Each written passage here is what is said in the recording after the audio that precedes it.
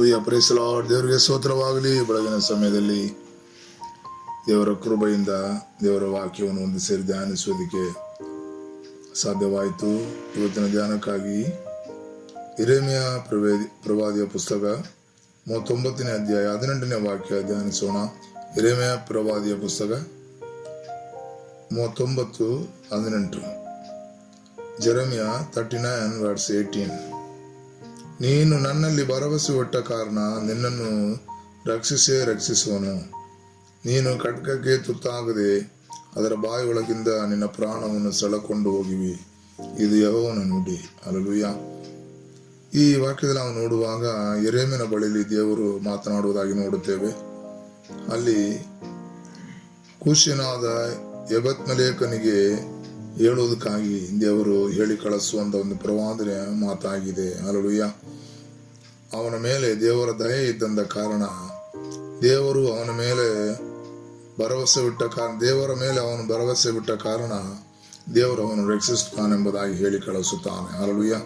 ಇಲ್ಲವಾದರೆ ಮೇಲುಗಡೆ ಅವನಿಗೆ ಬರಬೇಕಾಗಿರುವ ಮೇಲನ್ನಲ್ಲ ನಾನು ಈ ಪಟ್ಟಣದ ಮೇಲೆ ಹಲ್ಲೆಲೂಯಾ ಕೇಡನ್ನು ಬರಮಾಡುತ್ತೇನೆಂಬುದಾಗಿ ಹೇಳಿ ಆ ಸಂದೇಶವನ್ನು ಕಳಿಸುವಾಗ, ಆದರೆ ಆತನು ದೇವರ ಮೇಲೆ ಭರವಸೆ ಬಿಟ್ಟ ಕಾರಣ ದೇವರು ಅವನು ರಕ್ಷಿಸುತ್ತಾನೆ. ಮಾತ್ರವಲ್ಲ, ಶತ್ರುವಿಂದ ಬರತಕ್ಕಂಥ ಖಡ್ಗಕ್ಕೆ ತುತ್ತಾಗದೆ ಅದರ ಬಾಯಿಯೊಳಗಿಂದ ತನ್ನ ಪ್ರಾಣವನ್ನು ರಕ್ಷಿಸುತ್ತಾನೆ.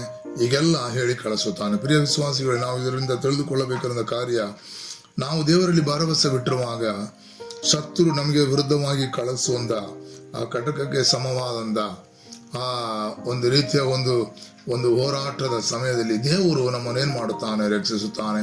ದೇವರು ನಮ್ಮನ್ನು ವಿಮೋಚಿಸುತ್ತಾನೆ. ಯಾವುದೇ ಶತ್ರುಗಳ ಆಯುಧಗಳು, ಯಾವುದೇ ಸೈತಾನನ ತಂತ್ರಗಳು ಇಸ್ರಾಯೇಲ್ ಜನರಾಗಿರೋ ನಮ್ಮ ಮೇಲೆ ಅದು ಬಲಿಸುವುದಿಲ್ಲ. ಅದು ನಮ್ಮನ್ನು ಜಯಿಸುವುದಕ್ಕೆ ಸಾಧ್ಯನೂ ಇಲ್ಲ. ಹಲ್ಲೆಲೂಯಾ.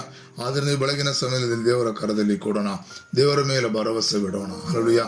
ನಾವು ದೇವರ ಮೇಲೆ ನಂಬಿಕೆಯಿಂದ ಹಲ್ಲೆಲೂಯಾ ದೇವರ ಸನ್ನಿಧಾನದಲ್ಲಿ ನಾವು ಕಾಯ್ತಾ ಇರೋಣ. ದೇವರು ನಮ್ಮನ್ನು ಬಿಡಿಸುತ್ತಾನೆ. ದೇವರು ನಮ್ಮನ್ನು ಅನುಗ್ರಹಿಸುತ್ತಾನೆ. ದೇವರು ನಮಗೆ ಬೇಕಾದ ಸೌಖ್ಯವನ್ನು ಕೊಡುತ್ತಾನೆ. ಹಲ್ಲೆಲೂಯಾ.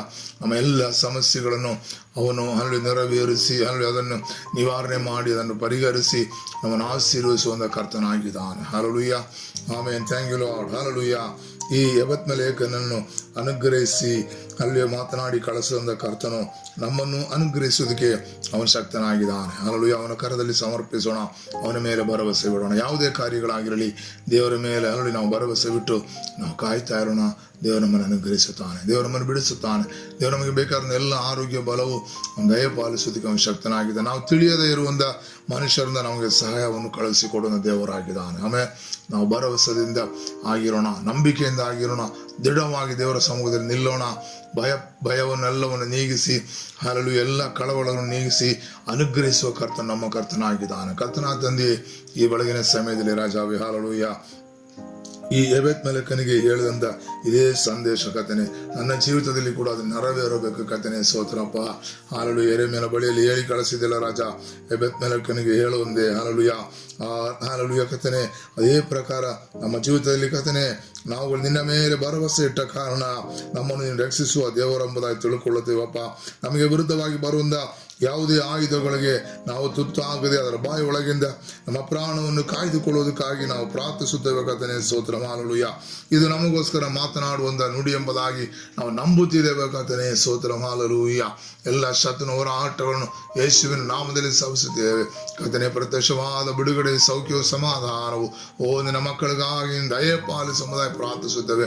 ನಾವು ನಿಮ್ಮನ್ನೇ ನಂಬಿ ಭರವಸೆಯಿಂದ ಕರ್ತನೇ ಕಾಯುತ್ತಾ ಇದ್ದೇವೆ ಕರ್ತನೇ. ಸ್ತೋತ್ರ. ಹಲ್ಲೆಲೂಯಾ.